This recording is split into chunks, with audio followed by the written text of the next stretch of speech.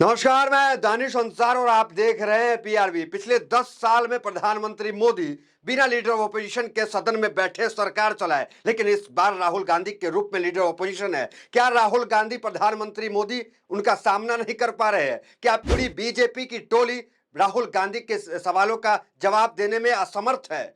क्या मामला है? राहुल गांधी आखिर बीजेपी को जम क्यों नहीं रहे? संसद सत्र जब तक चला, राहुल गांधी पूरी मुखरता से सड़क की आवाज को संसद तक पहुंचाने का काम किए। अब संसद सत्र अनिश्चितकालीन के लिए समाप्त हो गया और जो तारीख को समाप्त हुआ उस पर भी अब सवाल उठने लगे हैं। सवाल क्या उठे हैं? सवाल ये उठे हैं कि हिंडनबर्ग की रिपोर्ट आने से ठीक पहले संसद सत्र वक्त से पहले क्यों अनिश्चितकालीन के लिए समाप्त कर दिया गया। इस पे सवाल उठ रहे हैं। जिस तरीके से हिंडनबर्ग की रिपोर्ट आई और संसद सत्र अभी चलता तो राहुल गांधी किस तरीके से दहाड़ते, जरा इसके बारे में आप सोचिए। हालांकि संसद सत्र खत्म हो गया, उसके बाद भी राहुल गांधी हिंडनबर्ग की रिपोर्ट को लेकर किस तरीके से प्रधानमंत्री मोदी, सेबी की चीफ और उसके बाद गौतम अडानी पे भी हमलावर है।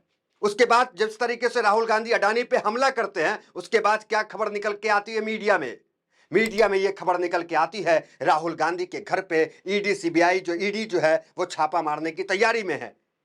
ईडी के सूत्रों से यह खबर निकल के आती है। और आज पिछले पीछे संसद सत्र के दौरान राहुल गांधी ने क्या ट्वीट किया था, क्या इशारा किया था राहुल गांधी ने उस वक्त भी कहा था, क्या अंदरूनी सूत्रों से यह खबर मिली है हमें कि हमारे घर पे, मेरे घर पे जो है ईडी जो है वो छापा मार सकती है और हम चाय बिस्कुट के साथ तैयार है वेलकम करने के लिए।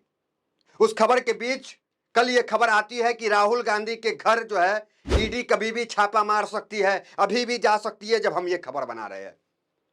मतलब ये हेडलाइंस आप देख लीजिए। फिर उसके बाद आते हैं कि कांग्रेस जो है कल मीटिंग करके क्या कुछ फैसला लिया।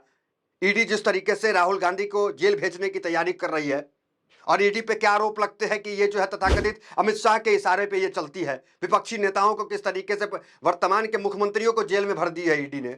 अरविंद केजरीवाल देख लीजिए, एक ताजा उदाहरण है, जेल के अंदर है। मनीष सिसोदिया अभी बेल पे बाहर आए हैं। झारखंड के हेमंत सोरेन अभी बेल पर बाहर आए हैं। तो कई बड़े नेता जो है वो अब भी जेल में हैं और कई मुख्यमंत्री भी जेल में हैं। अभी भी अरविंद केजरीवाल जेल में। अब आते हैं उस हेडलाइंस पे जो हेडलाइंस ब्रेकिंग न्यूज बनी हुई है अभी के टाइम पे। एक बार गौर कीजिए आप।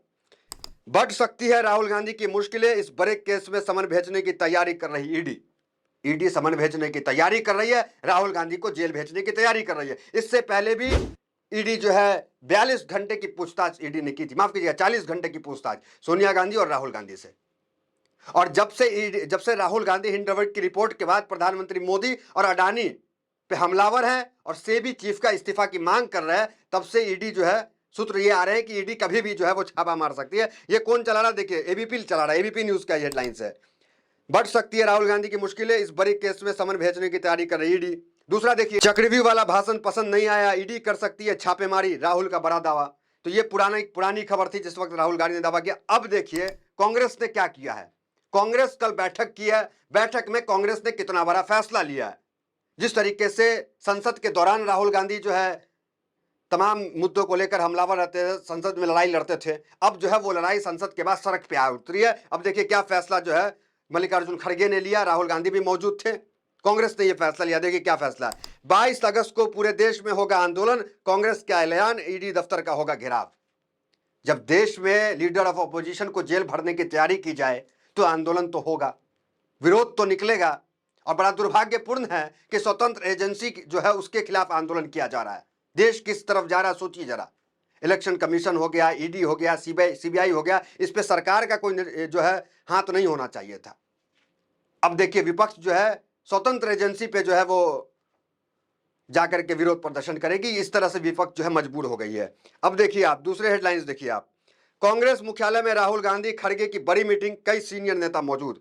तो इस मीटिंग में यह फैसला लिया गया और तीन मुख्य जो 22 अगस्त को पूरे भारत में, पूरे राज्य के राजधानी में ईडी की कार्यालय पे जो है छापेमारी, ईडी की कार्यालय पे जो है धरना प्रदर्शन, विरोध ईडी मुख्यालय पे दिल्ली से शुरू होगा और तमाम राज्य की राजधानी पे कांग्रेस के वर्कर नेता जो है वो बैठेंगे, धरना प्रदर्शन करेंगे राहुल गांधी के मामले के खिलाफ। जिस तरीके से ईडी कर रही है, ईडी जेल भेजने की तैयारी करी उस मामले के खिलाफ। उसके बाद अडानी घोटाला, क्या क्या मांग है देख लीजिए, 22 अगस्त को क्या क्या होगा। अडानी घोटाला में जेपीसी की मांग, प्रधानमंत्री मोदी अब तक जो है सेबी के चीफ का इस्तीफा क्यों नहीं लिए, जब सेबी और अडानी मिली हुई है।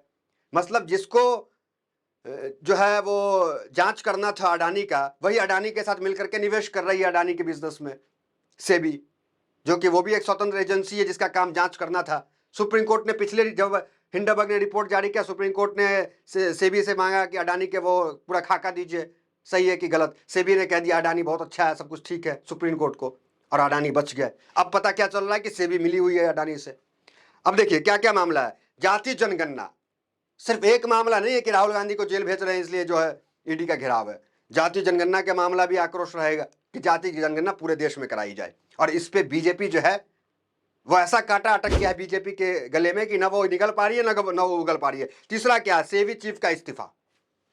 सेबी चीफ माधवी भुज, देखिए हिंडनबर्ग रिसर्च का बड़ा खुलासा, सेबी प्रमुख माधवी पुरी अडानी ग्रुप के साथ मिली हुई है। ये देखिए दूसरा आर्टिकल भी चल रहा है, माधवी पुरी, उसका जो है इस्तीफा जो है वो कब लेंगे सरकार। राहुल गांधी ने इस मामले पे क्या कहा था वो भी आपको बताया था, देखिए राहुल गांधी का ट्वीट पढ़िए। सेबी के अध्यक्ष माधवी पुरी बुच ने अभी तक इस्तीफा क्यों नहीं दिया? अगर निवेश अपनी मेहनत की कमाई खो देता है तो इसके लिए कौन जिम्मेदार होगा, प्रधानमंत्री मोदी, सेबी अध्यक्ष या गौतम अडानी? सवाल ये उठता है कि प्रधानमंत्री मोदी सेबी चीफ से इस्तीफा अब तक क्यों नहीं लिए। राहुल गांधी भी ये सवाल उठा रहे।